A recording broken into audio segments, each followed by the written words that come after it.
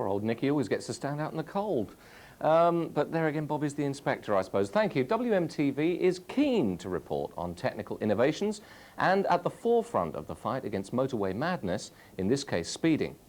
If you use the roads around the region, beware, because you could be one of the first to be caught by the seemingly innocuous cone. Over the past 18 months or so, we've been getting used to seeing roadside speed cameras telling us how fast we're travelling. Yet there's growing evidence we're getting too used to them, taking them too much for granted, particularly when it comes to obeying speed restrictions through roadworks. Police are becoming so concerned that they're testing a revolutionary new device. Revolutionary it may be, but surprising it certainly is. This new speed camera comes disguised as an ordinary traffic cone. Motorists are set to face the dawning of a new age when too much accelerator will have the cones flashing back. Inspector Steve Thwaites is in charge of this experiment for Thames Valley Police. Steve, what benefits is this device going to give you? The biggest that we've seen at the moment is the fact that it's so portable. We can move it from location to location, as opposed to the conventional speed devices we've seen in the past, which are obviously rigidly fixed at particular sites. Doesn't that mean, though, if it's portable, it's easily stolen? That's obviously a concern we've got, and also the vulnerability of perhaps being hit by a vehicle, and that's something that the manufacturers are looking at, some form of tamper-proof device for us. Now, isn't this experiment tying up officers who would otherwise be dealing with burglaries and other crimes like that? Obviously, speed enforcement is a real issue because of the number of lives that are lost, but at the same time, it's got to be balanced against the needs of those that are being burgled. The beauty of this is it doesn't work on a film, again, like the conventional cameras do, and therefore we're not tying officers up with that. It's much quicker and easier to operate, so in fact we can do the same amount of enforcement, if not more, and spare more resources for matters that are affecting people in their day-to-day lives. How much is this costing the council tax of the Thames Valley area? The beauty is it's cost them absolutely nothing because it is a new system.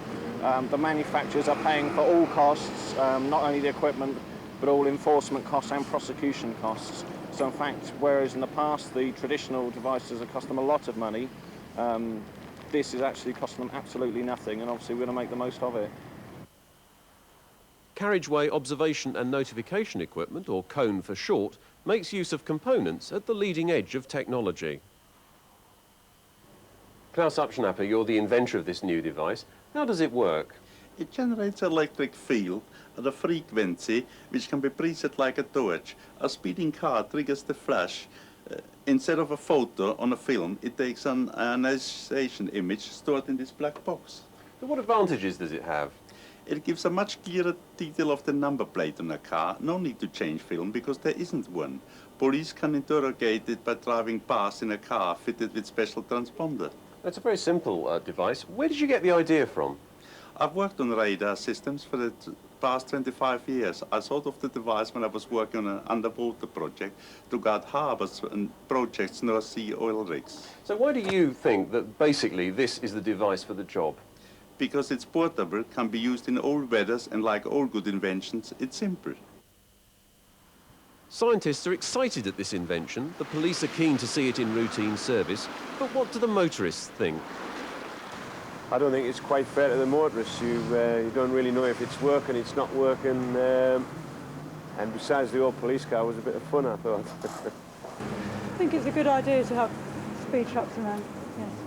I think some motorists drive far too quick. Isn't it the sort of thing, though, you think you might get used to? Probably not. No, I think if you know that they're there, I think you will keep your speed down. Yes, I would anyway. I'd be wary. I'd have to be very careful myself, for obvious reasons. But if it works, it's a good idea. And nowadays, of course, people are getting used to speed cameras, so do you think that's going to help them? No, I think being in cones would catch people out. You know, sort of where they originally put the cameras, you can see. I mean, you see people slowing down. People got to know where they were. So I suppose surprise is the trick. The speed camera. That means you're going to catch me too, is it? That means you're going to catch me too.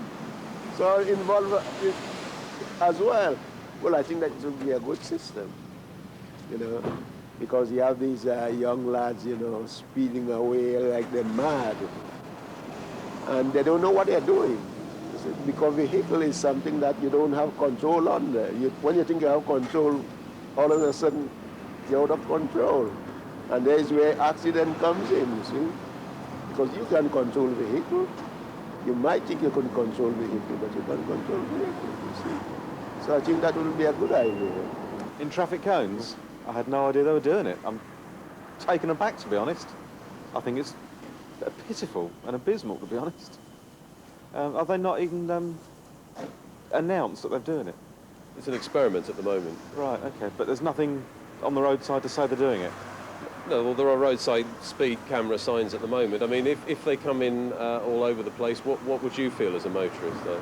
Well, I'm disappointed about the number of cones around anyway at the moment. So if they're just putting cones up for the sake of attracting speeding motorists, I think that's wrong.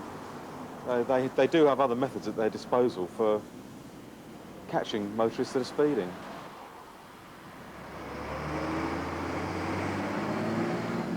You've kicked them, you've cursed them, you've put them on top of phone boxes to try and get them out of the way. But just remember one thing.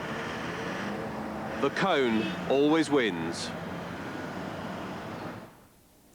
Thank you, Tom. It never ceases to amaze me how upset people get when we interview them in the street. Especially strange when it's such an important step forward in protecting road users.